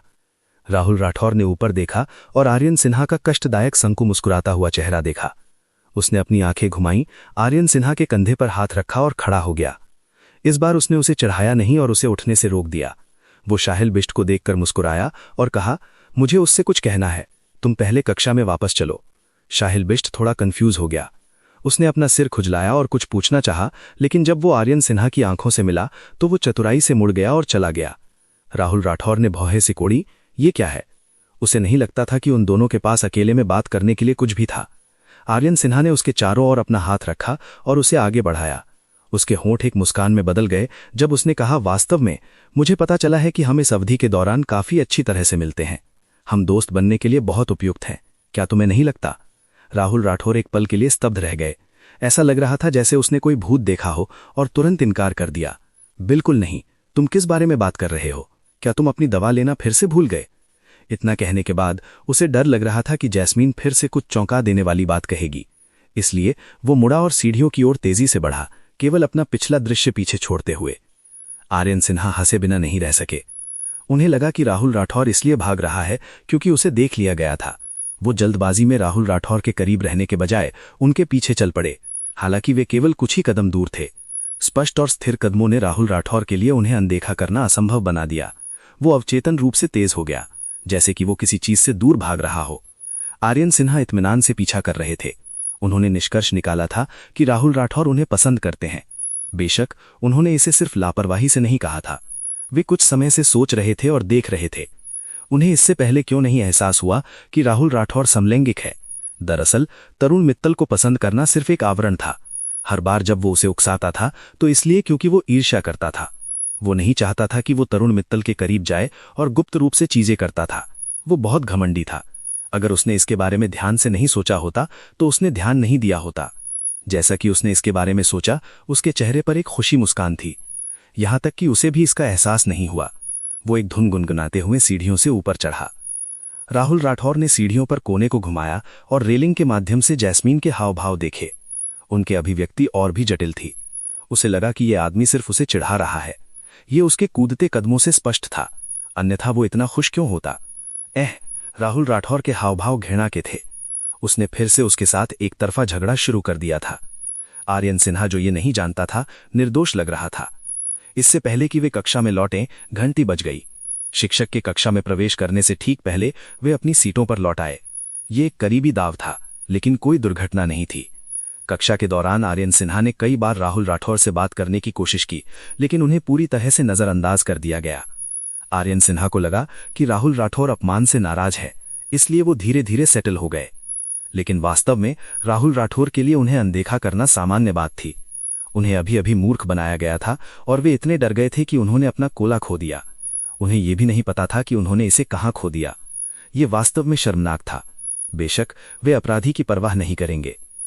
कक्षा के बाद आर्यन सिन्हा राहुल राठौर से बात करने पर इतने मन लगाए थे कि उन्होंने कुछ भी नहीं खरीदा। अब जबकि जैस्मीन ने उनसे पूछा कि क्या वो आइसक्रीम खरीदना चाहती है, तो वो स्वाभाविक रूप से गर्म मौसम में लालायित हो गया। ऐसा ही हुआ कि राहुल राठौर उसे छूना नहीं चाहते थे, इसलिए वो थोड़ी देर के लिए चले गए। जब वो दुकान पर पहुंचे तो वो सीधे फ्रीजर में चले गए। जब वो अपना पसंदीदा स्वाद चुनने के लिए नीचे झुके तो उन्होंने अचानक राहुल राठौर के लिए एक खरीदने के बारे में सोचा, लेकिन बहुत जल्दी वो मुस्कुराए और अपना सिर हिला दिया। उन्हें अब एहसास हुआ कि राहुल राठौर उन्हें नापसंद नहीं करता है। वे इतने खुश क्यों थे? क्या होता अगर उन्होंने अपनी सद्भावना व्यक्त करने की पहल की और गलती से राहुल राठौर को उम्मीद दे दी, जिससे उन्हें गलतफहमी हो जाए। उन्होंने मीठा शंकु लिया और बिल का भुगतान किया। फिर वो जैस्मीन के साथ कोने से मुड़ गए और नाश्ते की दुकान से बाहर निकले, कक्षा में वापस लौटने के लिए। बिना किसी चेतावनी के उनके दिमाग में एक इलेक्ट्रॉनिक आवाज गूंजी। अच्छा दोस्त प्रणाली बंधन पूर्ण। 17 साल के आर्यन सिन्हा ने राहुल राठौर को चुना। यादृच्छिक मिशन, कृपया अपने दोस्त राहुल राठौर को खाने के लिए कुछ भी खरीदें। समय सीमा 9 मिनट। पहले मिशन का मार्गदर्शन किया जाएगा, लेकिन असफलता को दंडित किया जाएगा। कृपया इसे जल्द से जल्द पूरा करें। आर्यन सिन्हा चौंक गए। उन्हें लगा कि उनकी सुनने की क्षमता में कुछ गड़बड़ है। उन्होंने चारों ओर देखा। उन्हें संदेह था कि जैस्मीन उनके साथ खिलवाड़ कर रही है। हालांकि जैस्मीन भी काफी कंफ्यूज थी। आइसक्रीम कोन खाते समय उसने पूछा, भाई आर्यन, तुम अचानक क्यों रुक गए? क्या तुमने कुछ गिराया? आर्यन सिन्हा ने भौहे से कोड़ी, क्या तुमने कुछ सुना? जैस्मीन उलझन में थी। क्या? ये महसूस करते हुए कि जैस्मीन दिखावा नहीं कर रही है, आर्यन सिन्हा ने अपनी जिज्ञासा को दबा दिया। वो आगे बढ़ना चाहता था, लेकिन उसने पाया कि उसके पैर हिल नहीं सकते। उसने अपने पैर उठाने और आगे बढ़ने की कोशिश की, लेकिन उसके पैरों के तलवे उनसे चिपके हुए लग रहे थे। वो हिल नहीं सकता था। वो खींचने की कोशिश की, लेकिन उसने पाया कि वो पीछे की ओर जा सकता है। वो लड़खड़ाया और पीछे गिर गया। उसने एक सेकंड के लिए सोचा और उसने जो सुना था उसका अनुसरण करने का प्रयास करने का निर्णय लिया। उसने अपनी आइसक्रीम कोन भ्रमित जैस्मीन के हाथों में भर दी और कहा, रुको, मैं कुछ खरीदने जा रहा हूं। वो मुड़ा और नाश्ते की दुकान की ओर चला और फ्रिज में चला गया। जब वो आइसक्रीम कोन लेने के लिए नीचे झुका तो तथाकथित सिस्टम की इलेक्ट्रॉनिक आवाज उसके दिमाग में फिर से गूंजी। मैत्रीपूर्ण स्मरण, राहुल राठौर को मटका स्वाद वाली आइसक्रीम पसंद है। इस बार आर्यन सिन्हा को और भी। आर्यन सिन्हा, जो अपने मुंह को गोली मारने के आदी थे, का दम घुट गया। चिकन सूप का ये कटोरा बहुत अचानक और मजबूत था। उसके पूरे शरीर पर रोंगटे खड़े हो गए थे। वो बिना ईमानदारी के मुस्कुराया, आप सही कह रहे हैं, फक। आर्यन सिन्हा की लगातार गाली खामोश हो गई। उन्हें उम्मीद नहीं थी कि ये इस तरह काम करेगा। सिस्टम ने धीरे से कहा, कसम खाना सही नहीं है। आर्यन सिन्हा अवाक रह गए। वो वास्तव में राहुल राठौर की शिकायत को समझते थे। कर्मा हमेशा इतनी जल्दी आ जाता है। इससे पहले कि वो ये जानता, कक्षा समाप्त होने का समय आ गया था। आर्यन सिन्हा ने अनुमान लगाया कि उनके बोलने में अभी भी लगभग 20 मिनट का समय है। उसने अभी के लिए घर बसाने और अपने फोन पर केंद्रित करने का फैसला किया। सौभाग्य से शिक्षक ने उसे किसी भी प्रश्न का उत्तर देने के लिए नहीं कहा था, अन्यथा उसे खांसने का नाटक करना होगा और ये समझाने के लिए लिखना होगा कि उसे बहुत जुकाम है और वो बोल नहीं सकता है। सिस्टम ने अचानक कहा, रैंडम मिशन, कृपया राहुल राठौड़ के साथ बिस्किट साझा करें, समय सीमा 1 मिनट। यदि आप असफल होते हैं तो आपकी आवाज़ बदल जाएगी और आपको 24 घंटे की सज़ा दी जाएगी। यहाँ ये फिर से चला गया। पॉकी बिस्किट खा रहे आर्यन सिन्हा मन ही मन बड़बड़ा रहे थे। हालांकि मजाकिया आवाज़ को अपने सुंदर रूप को नुकसान पहुंचाने से रोकने के लिए उन्होंने बिस्किट को राहुल राठौड़ की ओर ढकेल लिया और उन्हें खाने के लिए इशारा किया। राहुल राठौड़ ने उस पर नज़र डाली, उसके हाव भाव अजीब होते जा रहे थे। उसने उसकी ओर देखा और अपना सिर हिलाया। धन्यवाद, लेकिन कोई ज़रूरत नहीं है। लेकिन समय सीमित था और आर्यन सिन्हा उन्हें मना करने का मौका नहीं देते थे। बिना कुछ बोले उसने बैग से एक बिस्किट निकाला और ज़बरदस्ती राहुल राठौड़ के मुंह में भर दिया। राहुल राठौड़ चौंक गए। उसने बिस्किट काटा और उसे घूरने लगा। आर्यन सिन्हा उसे देखकर मुस्कुराया, मानो कह रहा हो आपका स्वागत है। राहुल राठौड़ अवाक रह गया, लेकिन उसने पहले ही बिस्किट को अपने मुंह में भर लिया था, इसलिए उसके पास उसे दांतों से चबाने के अलावा कोई विकल्प नहीं था। अपने हाथों का उपयोग किए बिना उसके होठों के बाहर केवल आधा बिस्किट स्टिक बचा था। जैसे जैसे उसके गाल कांपने लगे, बिस्किट की छड़ी छोटी होती जा रही थी। ये खरबूजे के बीज पर कुतरने वाला एक छोटा हैमस्टर जैसा लग रहा था। हैरानी की बात है कि वो काफी प्यारी थी। आर्यन सिन्हा ने अपनी ओर देखते हुए मन ही मन सोचा। दरअसल व्यवस्था के बारे में आर्यन सिन्हा का नजरिया राहुल राठौड़ जैसा ही था। वे इन खोजों को इतना नापसंद नहीं करते थे।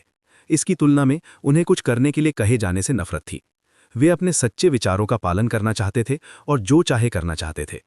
राहुल राठौड़ बिस्किट से भरे हुए थे और निश्चित रूप से आर्यन सिन्हा का पसंदीदा स्वाद भी उनका पसंदीदा था, इसलिए वो इसे नापसंद नहीं कर सकते थे। उसने बस यही सोचा कि आर्यन सिन्हा एक पल के लिए उसके साथ खेल रहा है, इसलिए उसने उसकी ओर देखा और वही करना जारी रखा जो उसे करना चाहिए था। जब तक कक्षा की घंटी नहीं बजी, तब तक राहुल राठौड़ के चेहरे पर वो भावहीन भाव था। आर्यन सिन्हा को लगातार कई बार राहुल राठौड़ को परेशान करने के लिए मजबूर होना पड़ा था। नोट पास करने पर उसे डांटा भी गया था, इसलिए उसने सोचा कि राहुल राठौड़ नाराज है और बुरे मूड में है। अतीत में जब वो जानबूझकर राहुल राठौड़ को उकसाते थे तो ये उनके दिल की गहराइयों से था। बेशक वो कुछ नहीं था, लेकिन ये कुछ समय सिस्टम के कारण हुआ। वो बहुत मासूम महसूस कर रहा था, इसलिए उसने इसके बारे में सोचा और खुद को समझाने का फैसला किया। नोट पर उन्होंने लिखा, आप शायद इस पर विश्वास नहीं कर सकते हैं, लेकिन मुझे अभी उन चीज़ों को करने के लिए मजबूर किया गया था। मुझे विज्ञान पर संदेह होने लगा है।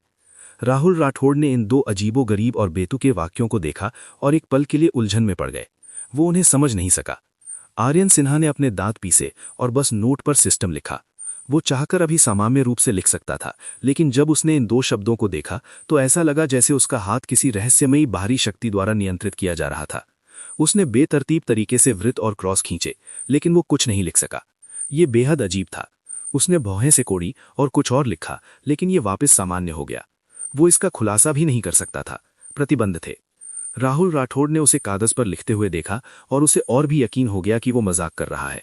उसे महसूस हुआ कि वो लगभग ये सोचने के लिए थोड़ा मजाकिया था कि वो कुछ जानता है, इसलिए उसने ब्लैकबोर्ड की ओर देखा और कक्षा को सुनना जारी रखा।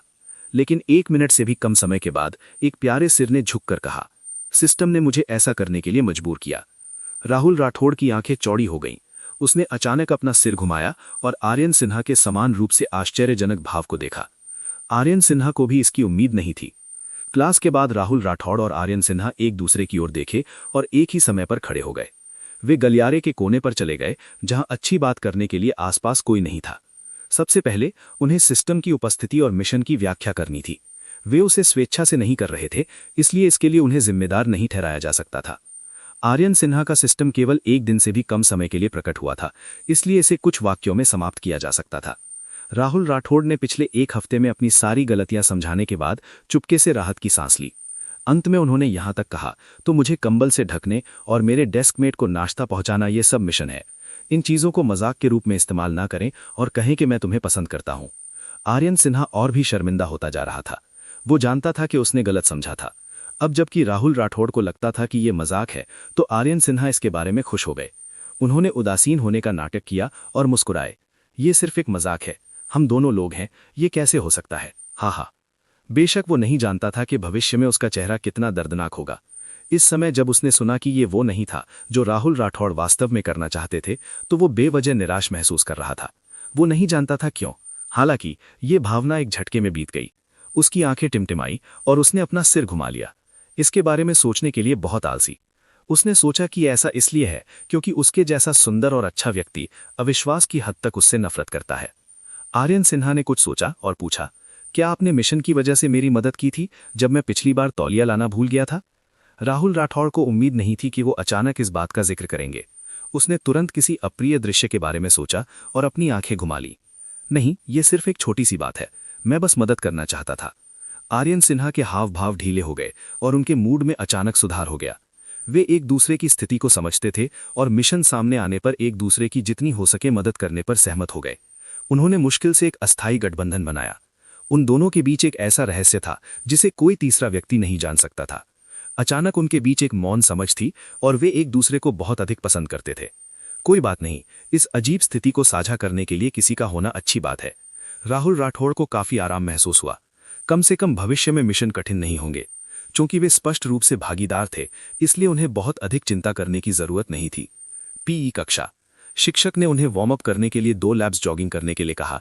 फिर लड़के बास्केटबॉल खेलते थे और लड़कियां बैडमिंटन खेलती थीं। वे कक्षा में अध्ययन के अलावा अपने शरीर का व्यायाम कर सकते थे। हालांकि सभी छात्र उनके साथ सहयोग नहीं करेंगे। कुछ लोगों को व्यायाम करना पसंद नहीं था और थका हुआ और पसीने से तरबदन होने की भावना से नफरत करते थे। कुछ शीर्ष छात्र भी थे जो पढ़ाई के लिए हर समय जब्त कर लेते थे। अनिल शर्मा उन शीर्ष छात्रों में से एक थे जिन्हें व्यायाम करना पसंद नहीं था। वो पेड़ की छाया में बैठकर अंग्रेजी शब्दों को याद करना पसंद करता था। जब जैस्मिन ने ये देखा तो वो तुरंत उसे फिर से चिढ़ाना चाहता था। वो दौड़ा और उसके साथ खेलने के लिए उसे खींचना चाहता था। अनिल शर्मा अनिच्छुक थे और उनसे बचने के लिए उन्होंने अपना सिर घुमा लिया। इसलिए वे दोनों पेड़ के चारों ओर चक्कर लगा रहे थे। जैस्मिन को इसकी लत लग गई थी। उसने महसूस किया कि यह काफी दिलचस्प और उत्तेजित था। दूसरे लड़के बगल से देख रहे थे और उन पर हंसने से खुद को नहीं रोक सकते थे। ठीक उसी तरह अनिल शर्मा को बिना किसी स्पष्ट कारण के व्यायाम करने के लिए मजबूर किया गया था। इसके अलावा चूंकि वो शायद ही कभी व्यायाम करते थे, अचानक जोरदार दौड़ने से वो जोर से हाँफने लगा और उसका चेहरा भी लाल हो गया, जिससे कक्षा में बैठा उसका गोरा चेहरा स्वस्थ और अधिक जीवंत लग रहा था। जैस्मिन जानबूझकर धीमी गति से दौड़ी।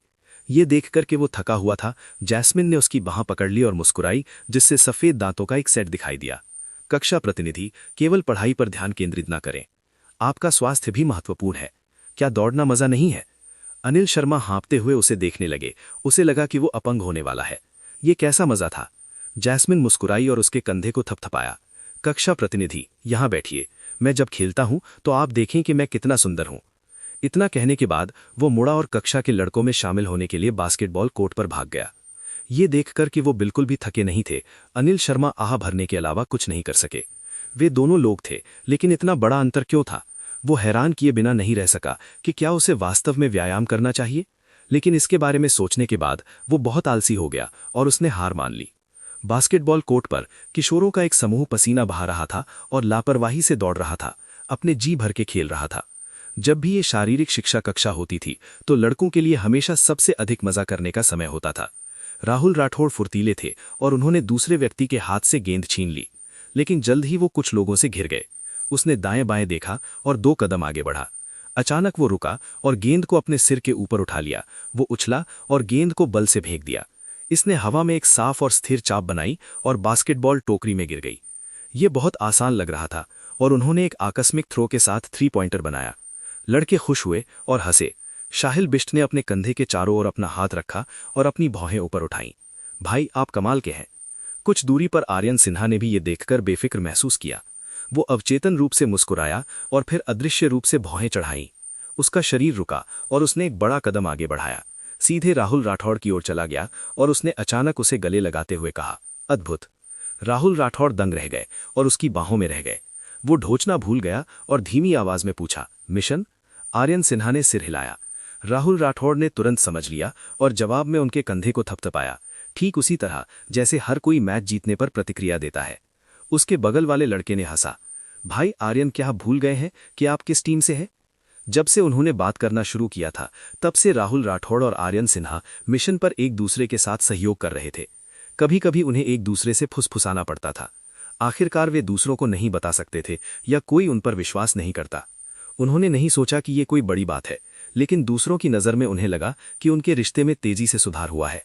कम से कम उन्हें एक दूसरे से बचने की जरूरत नहीं थी जब दूसरे उन्हें एक साथ खेलने के लिए कहते थे। उदाहरण के लिए आज शाहिल बिष्ट कुछ लोगों के साथ टिक टैक टो खेल रहे थे। उन्होंने अपनी स्केचबुक पर रेखाएं खींची, एक ने एक वृत्त खींचा और दूसरे ने एक क्रॉस खींचा। क्योंकि 9 वर्ग जल्दी समाप्त हो गए, उन्होंने शतरंज की बिसात को बड़ा कर दिया और गोमोकू खेला। राहुल राठौर और आर्यन सिन्हा ने एक दूसरे को देखा, फिर बैठ गए और खेलने लगे। हालांकि वे दोनों बहुत प्रतिस्पर्धी थे और 2 राउंड के बाद उनमें से प्रत्येक ने एक बार जीत हासिल की। उन्होंने हिलने से इनकार कर दिया। ये ऐसा था जैसे वे अगले दौर में वापस जीतने के लिए दृढ़ थे और उन्होंने लड़ना शुरू कर दिया। दूसरी ओर अन्य लोग दर्शकों के रूप में अभिनय करते हुए शो को देखकर खुश थे। जब वे चित्र बना रहे थे, 2 लड़कियां अपने हाथों में कागज का एक टुकड़ा लेकर चली गईं। टांग लिंगलिंग सामने चल रहा था। उसने लड़की को साफ सुथरे बैंक से थपथपाया और कहा, मैं यहां तुम्हारे साथ हूं, मुझे बताओ। लड़की ने अपनी घड़ी भींच ली और आर्यन सिन्हा की ओर देखा, जो खेल में डूबे हुए थे। उसने अपना मुंह खोला और कहा, आर्यन सिन्हा, क्या आप रिले रेस में भाग लेना चाहते हैं? उसने एक गहरी सांस ली और आर्यन सिन्हा के जवाब का इंतजार करते हुए अपना वाक्य पूरा करने का साहस जुटाया। लेकिन इससे पहले कि आर्यन सिन्हा जवाब दे पाते, उन्हें दूसरों ने टोक दिया।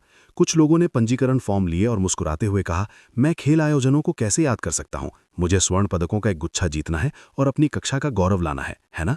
सही कहा। पुरुषों के लिए 1500, महिलाओं के लिए 400, लंबी कूद, ऊंची कूद, मेडिसिन बॉल थ्रोइंग और जो कुछ भी, उन सभी के लिए साइन अप करें। हमारे वर्ग का प्रतिनिधित्व करना सम्मान की बात है ना? ये कुछ भी नहीं है, ये सिर्फ इतना है कि प्रत्येक व्यक्ति 3 घटनाओं तक सीमित है ना? फिर आपको 1500, 400 और मेडिसिन बॉल थ्रोइंग मिलेगी। हम आपको सबसे सरल देंगे। क्या आप खुश हैं? दृढ़ता के लिए 1500, गति के लिए 400 और ताकत के लिए दवा की गेंद फेंकना। वे सभी अच्छे हैं, इसलिए मैं एक चेयर लीडर बनना चुनता हूं। मैं आप लोगों के लिए जय जयकार करूंगा। चेन डू सी यू, बैठ जाओ। कुछ लड़कों ने बेरहमी से मजाक किया, जिससे उनके बगल वाली लड़की चिंतित और असहाय हो गई। वो फिर से आर्यन सिन्हा को पुकारना चाहती थी, लेकिन उसकी आवाज़ बहुत नरम थी और लड़कों की हंसी से दब गई थी। ये देखकर टांग लिंगलिंग ने असहाय होकर आह भरी। फिर उसने एक जोरदार थप्पड़ के साथ शाहिल बिष्ट की पीठ पर थपथपाया। वो तुरंत दर्द में चिल्लाया और उसे घूरने के लिए घूमा। तुम मेरी हत्या करने की कोशिश कर रहे हो, तुम बहुत शोर मचा रहे हो, यहां तक कि आर्यन सिन्हा भी तुम्हें नहीं सुन सकते। टांग लिंगलिंग ने उसे आर्यन सिन्हा को बुलाने के लिए कहा। उनके अलावा राहुल राठौर और आर्यन सिन्हा का ध्यान जीत पर था। उन्होंने अपनी कलम से जल्दी से मंडल और क्रॉस खींचे, बाहर के शोर से पूरी तरह से अप्रभावित रहे। अचानक राहुल राठौर को फिर से इलेक्ट्रॉनिक आवाज सुनाई दी। यादृच्छिक मिशन, ये गेम जीते, समय सीमा 60 सेकंड। यदि आप हार जाते हैं तो जुर्माना लगेगा।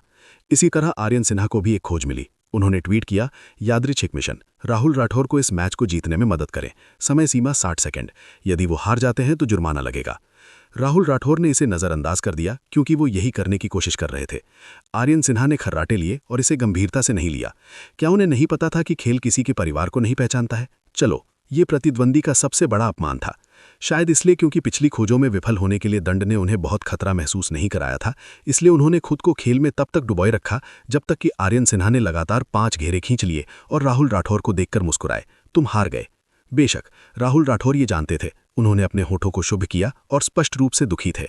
लेकिन अगले ही पल इलेक्ट्रॉनिक आवाज उनके दिमाग में एक साथ सुनाई दी। मिशन विफल रहा, सजा सक्रिय, 3 दिनों के लिए आत्मा का आदान प्रदान, कोई पता नहीं लगा सकता। कृपया इस परीक्षा को पास करने और एक दूसरे को बेहतर तरीके से जानने में एक दूसरे की मदद करें। ये सुनकर वे सभी दंग रह गए। लगभग उसी समय वे मदद नहीं कर पाए और श्राप देने लगे, एफ। लेकिन आवाज अब वो नहीं थी जिससे वे परिचित थे।